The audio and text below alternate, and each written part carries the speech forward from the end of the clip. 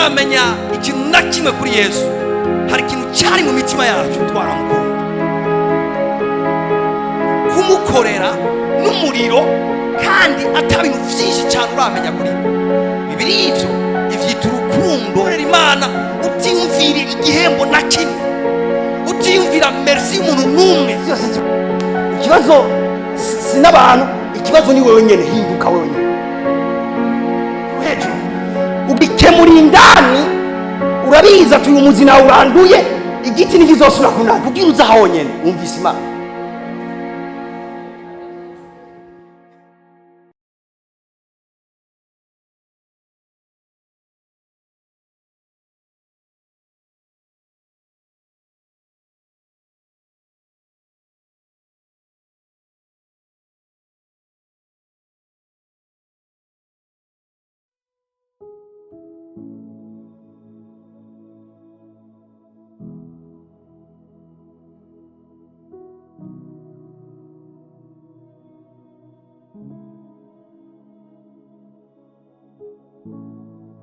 Abaroma 8 igice cha 18 avuga aya majambo ngo niyumvira yuko imibabaro y'iki gihe idakwiye kugereranywa n'ubwiza tuzohishurirwa. Niyumvira yuko imibabaro y'iki gihe idakwiye kugereranywa n'ubwiza tuzohishurirwa. Twese tuvuga ati ivyiyumviro by'ubwiza tuzohishurirwa. Nagomba no musi nigishe uko gutahura ukwiye kugaruka mu ishengero. Paulo avuga ngo niyumvira yuko imibabaro y'iki gihe idakwiye kugereranywa n'ubwiza tuzohishurirwa. Kumbure ndaza kufata kanya kukumanyagura rino jambo, mugabo bantu Imana situation iri kuracamo ntikwiye kugereranywa n'ubwiza tuzohishurirwa. Paulo avuga ngo niyumvira yuko imibabaro y'iki gihe idakwiye kugereranywa n'ubwiza tuzohishurirwa.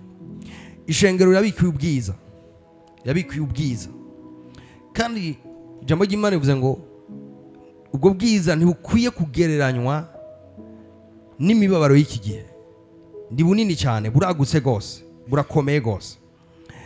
La hasingome ndahagume cyane muri umwanya ndaza kuhagaruka ko, mugabo reka tujane mu ndi murongo hariya mu gitabo mu cete cya 2 Paulo yandikiye abikorino igice cya 5 umurongo wa mbere. Kasabe umusomyi afashe.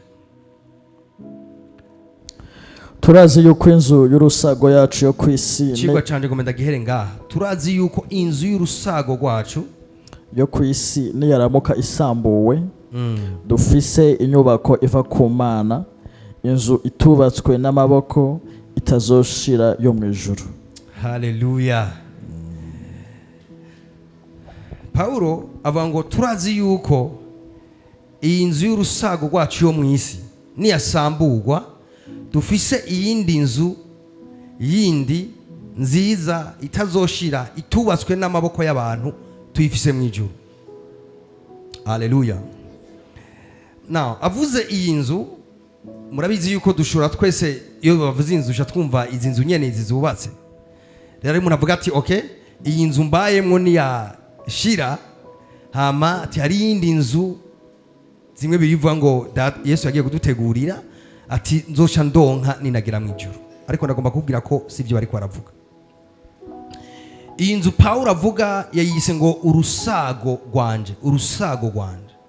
Usomye mu zindi ndimi canke mu zindi ndimi mu rundi rurimi bavuga ngo ihema ryanje. Iri hema ryanje. Alors iri hema bavuga ngaha canke urusago bavuga ngaha ni imibiri yacu. Iyi mibiri yacu ijambo ry'Imana yita insago tubayemo canke amahema tubayemo. Kora ku mubiri wawe uvuga ati warusagowe niwasenyuka hari undi rusago rutubatswe n'amaboko y'abantu rundindiriye. Subiramo neza uwo murongo ugira ishengero tujana. turazi yuko inzu y'urusago yacu yo ku isi niyaramuka isambuwe mu yandi majambo iyi mibiri yacu niyaramuka isambuwe. Umubiri usamburwa ryari? Igihe utashe, igihe upfuye. Ngo niyaramuka isambuwe, dufise inyubako iva ku Mana. Haleluya. Turafise iyindi nyubako, mu yandi majambo iyindi nzu, urundi rusago, inzu itubatswe n'amaboko, inzu itubatswe n'amaboko, itazoshira yo mu ijuru, itazoshira yo mu ijuru. Bano Imana ushobora kuba utarubizi, uyu mubiri dufise uzosamburwa ejo. Ibi ndabizi ko mudakunda kuvyumva, mugabo sinzoreka kubivuga. Uyu mubiri dufise uzosamburwa ejo, uzopfa. Ndabivuga mu majambo yumvikana. Aha baragize ubwoba. ariko ibiboreka kuvyumva gute wa makomanda? Ibiboreka kuvyumva gute wa makomanda? Ahiye ndiko ndabigisha ko mutazopfa, amen yari menshi. Mugaraye kuba ndiko ndabahenda kuko muzopfa. Izi sago z'imibiri yacu, iyi mibiri tubayemwe, Paulo avuga ngo nigwasambugwa urusago ku bana b'Imana ntibiheze, hari urundi rusago tubikiwe mu ijuru. Ubwo rusago gogo ngo nigubatswe n'amaboko y'abantu kandi ntiruzoshira nubwo ibihe byose. Mu yandi majambo uyu mubiri nitwawambugwa tuzokwambara uwundi mubiri, mbwa uwo mubiri wundi tuzokwambara uratandukanye gose n'uno mubiri. Reka ndabibutse ko bano Imana uyu mubiri dufise ni mwiza, udufashije neza kuba kuri inosi, mugabo uyu mubiri uratandukanye cyangwa uralimita cyane impwemu yacu. Mbere impwemu yacu inihira mu no mubiri ishaka gukora ubugombe bw'Imana, ishaka gukora cyangwa kugenda cyangwa kubaho mu kunengesera kose kw'ingene Imana itubona. Nga uyu mubiri uhinduka kuba karimbi gakomeye cyane. Iyi mpwemu dufise yavuze bwa kabiri iri eternel, nizokwigera ihera, nizokwigera ipfa. Mugabo uyu mubiri ufise karimbi, utangurira muto ugaheza washaje, utangura ufise inkomezi nyinshi ugaheza atankomezi ugifise, utangura umenga ufise ubwenge bwinshi ukazorangiriza umenga wasubiye ibwana. Uyu mubiri dufise ufise karimbi gakomeye gose ku buryo ivy'imwemu yacu ishoboye gukora byose ntishoboye kubikorera muri no mubiri. Imwemu yacu yobayeho eternellement hano, nifise karimbi ka hano. Imwemu yacu ishoboye kubera hose icyarimwe, nga ikiri muri uno mubiri iri limite kubera ahantu hose icyarimwe, kuko uyu mubiri nuri capable kubera ahantu hose icyarimwe. Imwemu yacu ishoboye gukora ibintu bikomeye bitangaje cyane, ishoboye kumenya byose icyarimwe, mugabo uyu mubiri uhinduka kuba limite ikomeye gose. Imwemu yacu nirikira maximiza iciri kubera kuno mubiri. Uyu mubiri uralimita gose imwemu yacu gukora ijana kwijana ry'Imana ishaka. Nk'akarorero, iyo utamerewe neza mu mubiri, burya ntwavugira ngo imwemu yogenda nk'ubuje namerewe neza, imwemu yanjye ntiyoza kubigisha. Praise God. Mbega imwemu yagwaye? No, imwemu ntiyagwaye, mugabo yabaye limite n'umubiri. Amen. Imana igutumyana kanaka mu buryo bw'imwemu, ha mu mubiri wawe n'ufise ubushobozi bukwiye bwo kujayo, imwemu yawe iba limite n'uyu mubiri. Bano Imana ndabivuge ndabisubiremo, uyu mubiri ntukwiye kwishimirwa na buhoro buhoro. Abantu mwari mwishimiye no mubiri ndabadekuragije gose, ukavuga ikisigatiro ikagufata, ni ikibazo cy'umwanya izo bitagigufata. Ndabaretse ngaha, mbwa nabona hari abahungu benshi sinzi gituma batambwiye amen. Nibaze ko nayo kugira ikibazo ngaha, ukavuga icyambara gahuzu kakakubera, kumva ukwifotoza imbere n'inyuma ni byiza cyane, mbwa umeye ko bifise akanya gato gose. uyu mubiri ufise garanti ndonyi cyane, ukaba ukiga ibintu byose ukumva uravyinjoyinga nezererwa icyo gihe.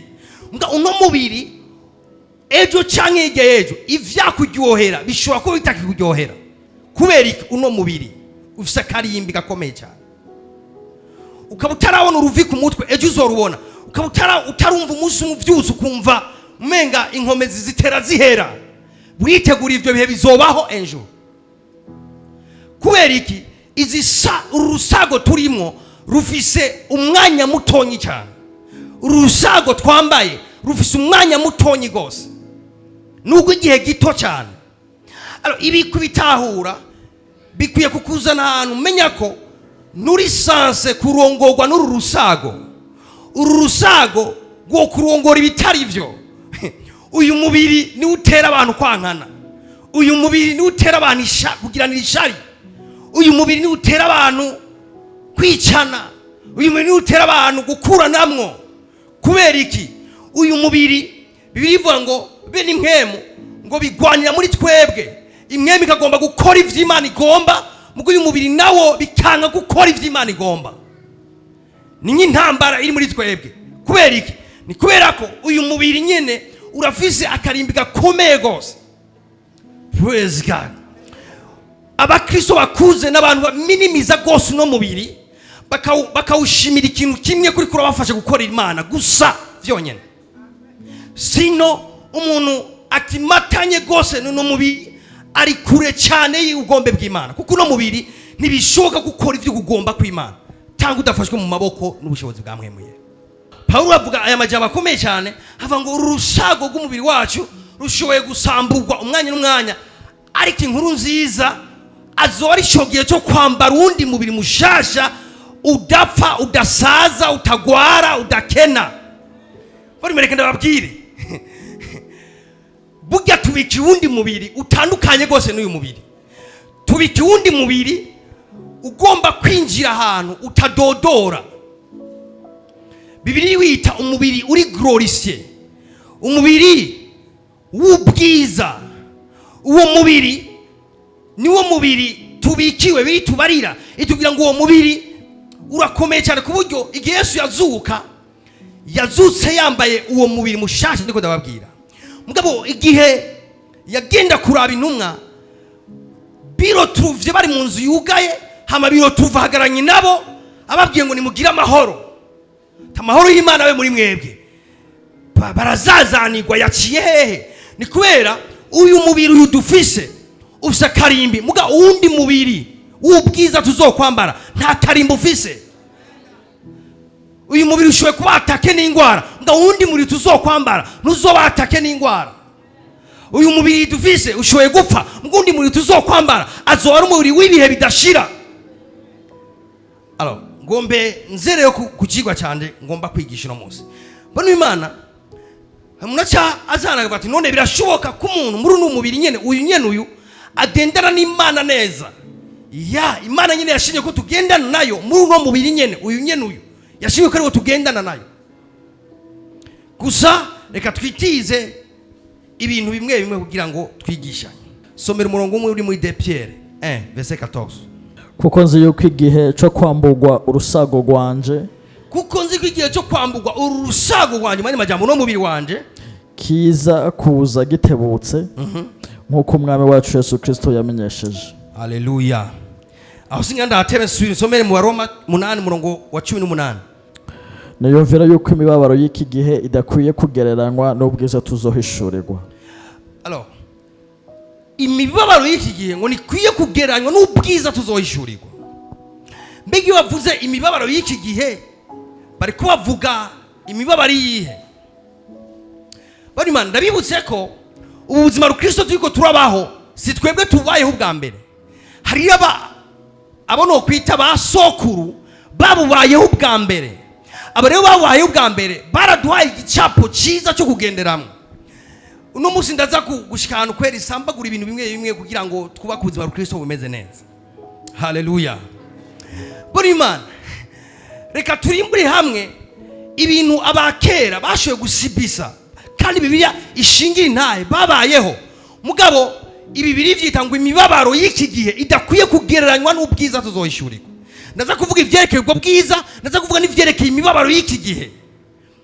Somera Abaheburayo 11 umurongo hera kuri 35. Abagore bagaruriwe abo babuze bazutse, abandi bicishwa amahiri ntibemera gucungurwa. Umviza Imana aho usomye hejuru kuva ku murongo wa mbere, iki ni igitabo cy'abahizi mu kwizera. Aha bavugamo ba Aburahamu, bavugamo ba Mose, bavugamo ba Dawidi, bavugamo ba Yefuta, bavugamo abantu b'abahizi bakomeye cyane bagendanye n'Imana. Mugabo biratwohera cyane kuvuga Aburahamu, kuvuga abahizi, kuvuga ibintu bikomeye bakoranye n'Imana. Mugabo hari ubuzima rero babayeho ngomba kuzamura muri mwebwe kugira ngo ndababwire ko imibabaro y'iki gihe idakwiye kugereranywa n'ubwiza tuzohishurirwa. Aburahamu yabaye kuri ino si nyene ba Dawidi, ba Paulo n'abandi bahizi ba kera bose babaye kuri ino si nyene. Mu yandi majambo ibi bibazo biri ku isi nabo babibayeho kunyene. Mbwa Bibiliya bita ngo nabahizi mu kwizera. Rimwe na rimwe hari igihe duhagarara ku vy'ubuhizi bwo kwizera kwabo, mbwa ntiduhagarare ku bintu kanaka bashoboye gusiporta kugwana navyo bakaguma ku gakiza kabo. Kuko Bibiliya itubwiye ikintu gikomeye cyane, itubwiye ngo imibabaro y'iki gihe nikwiye kugereranywa n'iki n'ubwiza tuzohishurirwa. Mu yandi majambo imibabaro y'iki gihe ku bantu ba kera bafashe imibabaro bahuye nayo bayigiranye n'ubwiza tuzohishurirwa, bayisha ku munzane bumva bogumana ivyerekeye ubwiza tuzohishurirwa. Imibabaro icika mito. Somera rero kuri 35. Abagore bagaruriwe abo babuze bazutse, abandi bicishwa amahiri ntibemera gucungurwa. Izi ntumwa turiko turavuga abantu b'Imana bagendanye n'Umwami Yesu, bakora ibintu bikomeye, bagendana n'Imana bakora ibintu bikomeye. Bitubwiye ngo bamwe muri abo bicishijwe amahiri. Wibaze ngo bari bivye? No, ntibari bigeze biba. Mugabo kubera gufatana n'Imana, kubera kugumya agakiza kabo, kubera mu gihe cyabo kuvuga ngo wizeye Imana cyari ikintu kigoye cyane. Reka ndabibutse bari Imana muri histoire y'ishengero kera uvuze ngo urizeye Kristo cyangwa ukavuga ngo ndizeye Imana ndakijijwe, si ibi vyatwebwe baki bakoma amashi mu kibano warakubitwa cyangwa ukicwa. Birivuze ngo bamwe muri abo bicishijwe amahiri kugira ngo baze bahabwe ukuzuka kurushiriza kuba kwiza. Umviriza igituma bemeye gukubitwa amahiri barihangana ngo nugira bazohabwe kuzuka kurushiriza kuba kwiza. Ni nk'amahiri ari ngaho nivyerekeye kuzuka bari babizi, ngo bavuga ati hakuni yakana izina ry'Umwami Yesu, ndahisemwo gukubitwa, ndahisemwo kubabara, mugabo izina rya Yesu sindagihakane kuko ndindira urundi rusago rw'ubwiza rw'ibintu utazoshira. Abandi bageragereshwa gushinyagurirwa no gukubitwa ibimoko. Abandi bageragereshwa gushinyagurirwa. Gushinyagurirwa hajya kugira iki? Gutukwa uwo ubusa bakagushyinyagurira. Mugabo hari abantu batwitangiye imbere bari maraga gakiza tuko turabahara abandi bantu bakabayeho. Ngumviriza ingene bakabayeho isi na cyari yayindi nyene. Ushobora kubikura shinyagurirwa ukibaza ngo uri wenyene. Mu vyerege gakiza ivyo birimwe hari abandi batwitangiye imbere bashinyaguriye kubera gakiza. Kandi bitubwira ngo bahitamwo kugumana gakiza kabo bariko barashinyagurirwa. Babona iki? Babona ubwiza bagiye kuzohishurirwa. Nagomba kubwira umuntu ikarageragezwa hano hantu bifate kugakiza cyangwa bifate kuguhamwa uko ariko kose. Nshuti yanje utegerezwa kugumana gakiza kawe, ntiyagira ikintu na kimwe gikunyaga gakiza kawe. Mbere bashigwa mu ngoyi no mu mabohero. Bibiliya ivuze gutya abantu Imana ngo barakubitwa bagashinyagurirwa n'ibimoko bikajamwe. Kubera iki? Agakiza. Umva mu buzima bw'Kristo hari abantu bakunda kuguma bahabwa ijojo, bafungura ijojo, bahabwa akabiswi, bajya akabiswi. Nyumvise abantu Imana mu buzima bw'Kristo harimo n'ibibazo. Nga ivyo bibazo binesheje hari ubwiza buzokwika ivyo bibazo. Ega gakiza turimwo uko duhaye wenyene yabanje gupfa uruvugo ku musaraba. Bicishijwe amabuye. Muri Stefano burima Stefano baramuteye amabuye gushikaho arapfa babona, batera amabuye basura batera amabuye basura batera amabuye. Mugara avuga ati umwami nizeye sindamurekura, umwami nizeye sindamurekura. Aya mabuye rashobora kuba amajambo, aya mabuye ashobora kuba ibitutsi, aya mabuye ashobora kuba ubukene, aya mabuye ashobora kuba ibintu bitandukanye. Mugabo ni igiki cyo gutandukanye n'urukundo rw'Imana. bakerewemwo kubiri, bakerewemwo kubiri, gukeregwa. Izi ntumwa zari zuzuye mwemwe yazivuga mu ndimi zitamenyekana. Baramufata Imana ibona, baramukerera, baramufata baramukerera, hama bamukereye mugabo baguma bahimbaza Imana. Bamwe muri aba babahaye intambwe zirabajya, barimana bagira ibirori. Reka ndabibutsa ibintu bimwe bimwe mu mutazi. Igihe cy'Abaroma cyari igihe kigoye cyane. Ku ngoma y'Abaroma bafashe umuntu yitwa ngo Uwizera, baramufata bakamushyira kuri tere iri ku bantu benshi cyane, ibirori, bakorganiza ibirori, hama bakamushyira ngaho, bakarekura intambwe kugira zimujye, bakarekura ibikoko kanaka kugira bimuhonyange bimwice. Mugabo abantu bamwe muri abo bapfuye ariko barahimbaza Imana, bavuga ati sinzokwigera ndaguheba, sinzokwigera ndakuheba, sinzokwigera ndaguheba. Uhagarara uno munsi we ibintu byo kuba ko uhagarara. Mga akagakiza nyene turiko turabaho, hari abantu bakabayeho barakeregwa baguma bizeye umwami Yesu, baratukwa baguma bizeye umwami Yesu, barakubitwa imoko baguma bizeye umwami Yesu, barategwa amabuye baguma bizeye umwami Yesu. Kandi target y'abariko barabakubita kwa kubabwira ati hakana umwami Yesu, bivemwo. Mga murazi ko turi muri generation umuntu gusa yumvise ngo mwishengero bamuvuze aca yindura ishengero cyangwa akagwa kabivamo. Je nkibaza ati agagakiza dufise abantu barazi valere yako, barazi agaciro k'agagakiza dufise, barazi abatwitangiye imbere, ikiguzi batanze kugira bakabeho nibi vyanditswe tubironke. Biraryoshe gusoma ivyo Paulo cyangwa Petero yabayeho, mugabo kuba ivyo Petero yashoboye gusibisa nawe gushoboye kubisibisa ni kindi kintu. Petero bamubambye acuramye kubera ko babwiye ati ndabasabye ntimumbambe nkuko mwabambye umwami wanje, tijeni muncuramike mumbambe curamye.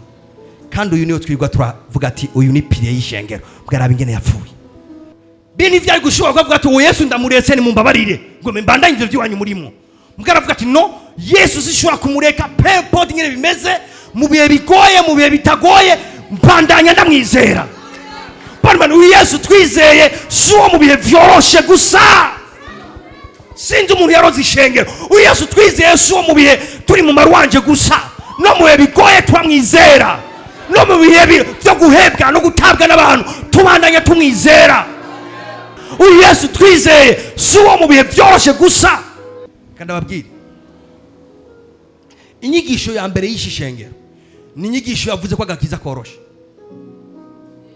Agakiza karashoboka mugani koroshe. Agakiza dufise karimo umunezero, karimo amahoro, karimo ibintu bitandukanye, mugabo ni koroshe. Nabavuga butumwa atari bo bakoroheje. Agakiza ni koroshe. Akantu kizwa ugaheba ingeso mbi ukaba umwana mwiza mukaca mwangana na mama wawe, akaja kubwira mama wawe ati kukijijwe ndaguhevye ntukiri umwana wanje. Wumva ivyo vyoroshe wewe? Umuntu yakubwiye ngo muvye agakiza ni amen ni haleluya gusa yakubeshe. Matayo 10:34. Ikibazo wo kwibaza ibi bintu nkamwe bikwaye ko wowe uhagarara ibisi yonyine kumaza ukwezi udasenze ngo buze bisi kwezi kose kwera utaje mu ngoro y'Imana. Ngaho Yesu twizeye so mu bihe vyoroshe gusa, no mu bigoye ni Yesu wo kugumana. Haleluya. Somera. mwoye kwiyumvira ngo naje gutera amahoro mu isi. Mwebwe muri ko muriyumvira ngo Yesu aje gutera amahoro mu isi, mwoye kwiyumvira ko aje gutera amahoro mu isi. Sinaje gutera amahoro atari inkota. Imve Yesu ntuze ngo sinaje gutera amahoro ahubwo naje gutera inkota.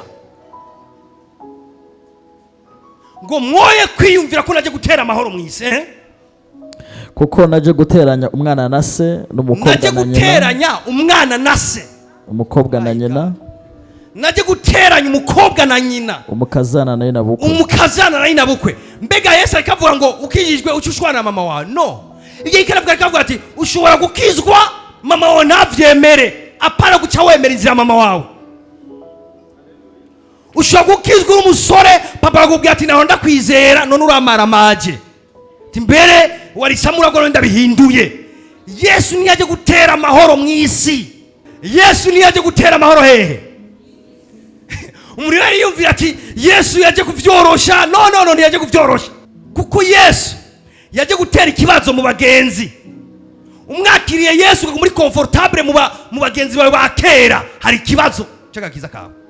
Ukijijwe ukaguma uri wa undi nyene, hari ikibazo kwa kiza kawe. Yesu niyaje gutera amahoro mu isi. Kandi abansi b'umuntu bazoba abo mu rugo rwiwe, mu bagenzi bawe nyene, mubo mubana nyene, muri bage abantu ba mbere bari proche yawe, ngo abonye nabo abasiyoni wazova. Ivyo radisho bisigura ivyo bisigura ngo nibo babona intaye yawe bwa mbere ko wakijijwe, nibo baba mbere kukugwanya. Nibaze ko intaye yawe izomenywa n'abanyamerika uwo munzi wanye atarayimenya. Mugabo rero umunyamerika cyangwa ko atazokugwanya kuvyerekeye agakiza mu bagenzi bawe atamuntu arakugwanya. Haleluya! Yesu niyaje gutera amahoro hehe mwisi. Somera abi Filipi 4:11. Simbivuze kubw'ubukene kuko nize kubumbwa n'ivyo mfise uko ndi kose. Imve Paulo bari Imana avuga ngo nize kubumbwa n'ivyo mfise uko ndi. Hajya wewe urinde umeze gute? Paulo avuga ngo nize kumbwa n'ivyo uko ndi kose. Kimwe mu bintu agakiza kaduha ni ukwiyakira ukuri kose. Agakiza kimwe mu byo kaduha ni ukuhagarika kwikompara n'abandi, ukumva umeze neza ku bwa Kristo muri wewe pepo dinge n'abandi bameze ukuri kose. Nzi gucishwa bugufi, nzi no kugira umurengera. Nzi gucishwa bugufi no kugira umurengera muri cyose no muri vyose. Ibi bintu bibiri yafatanije ni ukuvuga ati nzi bike, nzi mfise bike, nzi mfise vyinshi. Nzi kubaha Imana mfise bike, nzi no kubaha Imana mfise umurengera. Nzi kubaha Imana mfise bike, mbwa nzi no kubaha Imana mfise umurengera. Nzi kubaha Imana nkomerwa amashi, mbwa nzi no kubaha Imana bose bavuma. Praise God. Paulo yavuze mfise umurengera. It's okay. Buri bantu umurengera niyo wanse, kugira umurengera ni vyiza. Mugavuga ati nzi kubana n'umurengera. Nzi kubana n'umurengera. Murabizi ivyisi n'ubusa, mbwa ifo kubigira kugira umenye ko ari ubusa. Ibi bintu vyavuze Salomo. Niwe yavuze ngo ivyisi n'ubusa. Mbwa Salomo yafise amazahabu, yafise ibintu bitovugwa. Mugabo agiye kuvyicaramo vyose acavuga ati vrema no guhamira umuyaga. Nurekwiye gukonfesa ibintu utarabiro. Ifo kubironka, ifo kunga amafaranga. Paravuze ngo nzibike nzi na vyinshi. Nga urejeje kubironka uzokwa musanga ari zero. Yakwita abakwitanga imbere barabizi ko ari zero. Barabizi ko ari ubusa. Gusa vuze ikibazo cy'abakizwa kuma baturanga ivyisi n'ubusa, ntagira ikinga, ntagira n'ikirato cyo gutambukiramwo, ivyisi navyazi. Mugavuga ko ari ubusa atani ivyatsi. Paulo ngavuga ati je ndizi mu bukene n'ingene mbana nabwo. Ati ndanaza ata fise umurengera byo kujya no gusikaza. Nzi gucishwa bugufi, nzi no kugira umurengera. Ego. Muri cyose no muri vyose natiwe ibanga ryo mu byo guhaga no mu byo gusonza. Natiwe ibanga ryo guhaga no gusonza. Abantu bamaze gusonza mu bwirame. Ego umuntu rashobora gusonza ntiyatiwe ibanga ryo gusonza. Mga Paulo avuga ngo je naratiwe ibanga ryo gusonza, natigwa n'ibanga ryo guhaga. Mu yandi majambo jewe ubunyene ivyo mfise nta kibazo, naho noronka vyinshi nguma ndi wa undi nyene. Ukazubona umuntu abuze ibintu agahungabana, nta banga ryo kubura afise. Umuntu aronka ibintu nawe nyene agahungabana, nawe nyene nta banga. Naratigwa ibanga ryo kuronka vyose. Ibandaniza iyo verse ryo mu byo kugira umurengera no mu byo gukena. Kugira umurengera no gukena kwitapi. Vuga ati Paulo yarakenye. Ari ukabukenye nturi wa mbere. Kandi si umuvumo. Ushobora kuba ari processes, ushobora kuba uragenda ahantu kanaka. Havuga ati ndatuye ibanga ryo gukena no kugira umurengera. None uyise si ntunga y'Imana. yavugana n'Imana live, yajya mu ijuru rya gatatu akagaruka, nga yatibanga ry'ubukene, yatigwa n'ibanga ryo kugira umurengera. Wewe wara utariye wifata gute? Hari umuntu acashwana n'Imana, gase mu masengesho y'Imana, none nubizi ko ndi umwana wawe, cyane mu gishasha kirari ubusa mana. Ayo masengesho n'ayabana. Paro ngo natibanga ryo kugira vyose, mugabo kandi nibanga ryo kugira bike bishoboka. Ufise impuzu imwe gomba ujura imesa misi yose uyitondana ngaha nta muntu azogutwenga. Hari umuntu aheba gusenga ngo ufise impuzu imwe je nta mpuzu ufise, aho nta soni. Bibiri wandanije hagira kugira ngo bagenda ubusa, bagendagenda mu bugarago bambaye isato z'ibikoko ngo z'impene n'intama. Aba n'abakozi b'Imana batwitanga imbere bavuga ubutumwa bambaye ibisato by'intama. Wowe ugaje uvuga ngo ufise igitenge kimwe ngo kiza mu ngoro y'Imana, akuga kiza ufise tugiye kugasuzuma. Shobozwa vyose numpa inkomezi. Mu bukene shobozwa byose n'umpa inkomezi, mu murengera shobozwa byose n'umpa inkomezi, mu bintu byose shobozwa byose n'umpa inkomezi. Aha ni ariko avuga ngo shobozwa byose, uje uvuga ngo nzi ibintu byose ngo byose ndabishoboye byo kwisi yose. Nukwibesha nabyo ushoboye na urabizi ko atabishoboye. None tuguye kamera hajye ukamere, tuguye kamera hajye ukemerewe. Tuguye kamera hajye ukamerewe. Tugushira hajye uduhijwe. Maze ari umuntu avuga ngo shoboye byose. No, raba context yerekana avuga mu ngaha. Yashobojwe kuba umurengera, ashobozwa kuba ubukene, ashobora gucishwa bugufi, ashobora kuba umunyacyubahiro, byose ashobozwa ivyo. Na Kristo mu inkomezi. Shonyura ku mutwe abantu ngo ushoboye byose. Kadonyura ku mutwe twese ngo ushoboye byose. Na byose ushoboye na urabizi ko atabyushoboye. Uri kuribesha gusa na urabizi ko atabyushoboye. Umuntu ashobora kwiboreza mu vyimviro nana, akiboreza Mateo nyene arabizi ko ari nk'ubusa. Ngakiboreza ngo ushoboye byose, ngo shimi ndayizi, ngo angire ndayizi, cya kwiga navyuze. No muri bike. Ivyo murengera byo biroroshe kubana navyo, no muri bike. Reka ndabashingira intayo Imana. Imana dukorera. Burya nitwatanguye kuyikorera twambaye amakoti mona twambaye. Nati ibanga ryo gukora Imana fise canke nafise. Fise canke nafise. Narakora Imana ngende ibirometero birenga 10 n'amaguru. Ubuzima ru Kristo ni bworoshe burashoboka gusa. Birashoboka kubandanya, birashoboka kunesha, birashoboka kugira iki mugabo ntuzokwigera wimva ngo ni ibintu ngo byo kwegera ko cyane. Ntibakwegera ku muzima ru Kristo. Nugufightinga. Ushika Yesu agarutse. Sinzi abavyoroheje, umviriza none ibi bintu Paulo aravuga ngo amwe mumva vyoroshe. Somera Baroma 8 nka 30 na kangahe na kane. Ninde azobatsindisha? Mbega ni Kristo Yesu kandi ari we yapfuye. Ibi biruta yarazutse ari buryo bw'Imana bitaye ko aradusengera. Urazi gituma gusengera ndi kubera ibibazo uri kuraca mu ngaha kuri nosi. Arabizi ko amatesa ari menshi ngaha. Ninde azodutandukanya n'urukundo rwa Kristo? Yumviriza aba bantu bagendanye n'Imana. Yumviriza abantu bagendanye n'Imana. Ubiyumvirize neza. Mbega na marushwa kumba arimo. Oya, arimo baje. Arimo muga ntazodutandukanya. Arimo muga ntazodutandukanya n'urukundo rwa Kristo. Canke n'ivyago. N'ivyago birimo muga ico twirasira nibizodutandukanya n'urukundo rwa Kristo. Buri Imana. Jiwe bamwe mu bavugishwa n'Imana bato nkunda harimo Habakuki. Habakuki yavuze gutya ngo naho musukoni utoshurika. Naho amasho yohenebera mu ruhongore. Naho isukoni namusukoni utokwera. Naho nyene nzonezererwa Imana agakiza kanje. Alors, iyo tuko turavuga ubwiza tuzohishurirwa uruhande rw'imibaro ndaruvuyeko. Iyo dutawe kuvuga ubwiza tuzohishurirwa. Hari gihe twigisha uno murongo tuko turavuga ubwiza buzogaragara mu buzima bwacu hano kuri nose. Kavuga ati Imana izonkoresha navyo ivyo n'ubwiza bw'Imana. Kavuga ati imiryango izonyugurukira navyo ivyo ni vyiza. Nga Paulo ivyo ariko aravuga ngaha neriko aravuga ibi bintu materiel. Ariko aravuga ubwiza tuzohishuri, ubwiza tuzoronka tugeze mu ijuru.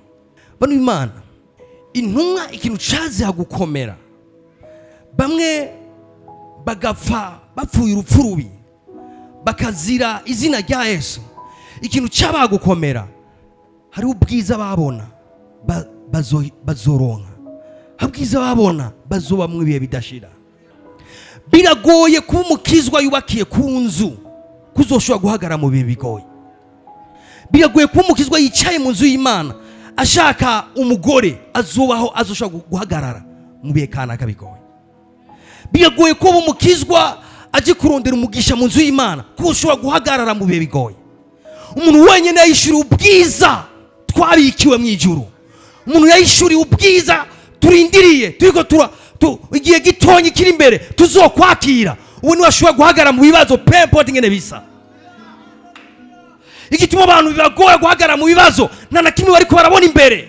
Bibaza ngo ubuzima butunga ngaha nyene, aho imbere dufite ubuzima burebure cyane. Bitubwira ikintu cya mbere kizoba. Tereka ndagusaba usomere 1 Jean 2 verset 3. Abo nkunda none turabana b'Imana. None turabana b'Imana. Vuga ati ndi umwana w'Imana.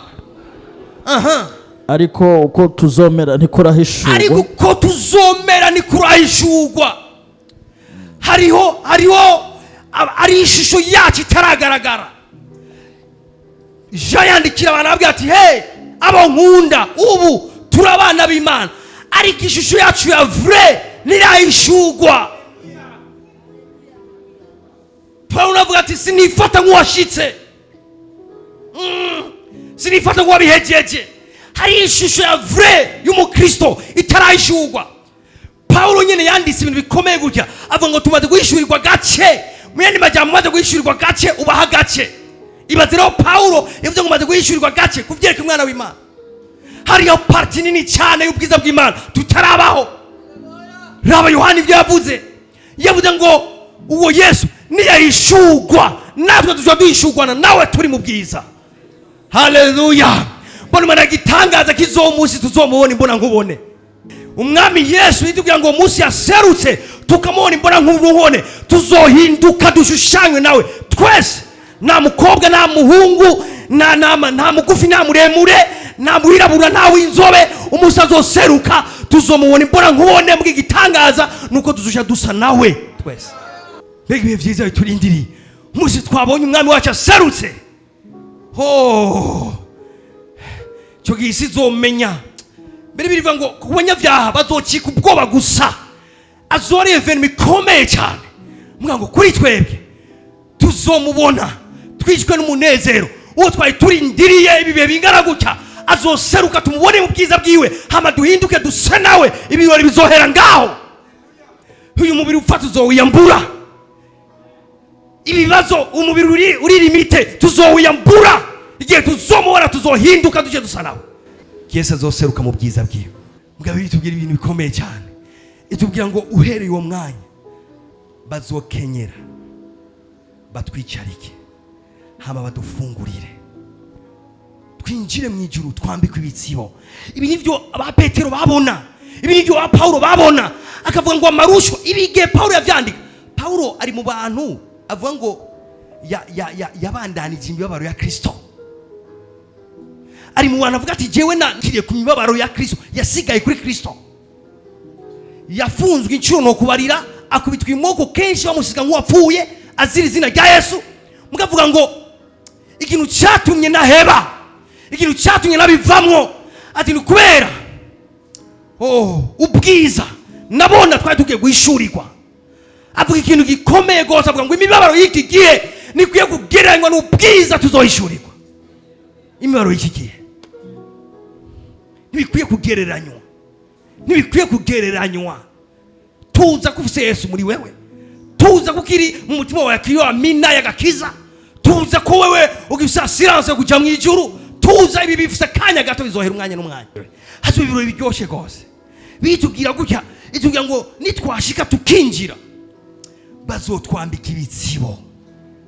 Ivyo twakoreye muri nosi bazotwambika ibitsibo, ibintu byose twakoreye muri nosi, hama twinjiye mu bukwe bwa wa mwagazi, tunezerwe imyaka ndwi mu ijuru, dutembere muri amabarabara twamye turimba ngaha izahabu. Kandi kiryoshe ntituzoba depayse ritigeze kugira iki, azoba ari ivyijisho ritigeze kubona. Purudire yuko twese tuba turabashitsi ngaho. Nimumbwiye amen. Ndabiretse twese tuba turabashitsi ngaho. Muyandi majambo nta numwe azodufata ukuboko. erega tuzoba dufise n'umubiri uri glorifiye, tuzoba dufise uwundi mubiri, tuzomenya ivyo tutigeze tubona, tuzomenya ingene babibaho. Sino abantu bamwe bogize ikibazo, ibaze nk'umuntu atarigira mu nzu y'ikara akageza kuba mu nzu y'inzahabu, akaje genda kuba mu ibarabara ry'ibiyo, inzuzi zaho hantu biriva ngo ushobora kuziraba nko gutya. Imana ishimwe ko ntituzoba depeyiza aho hantu.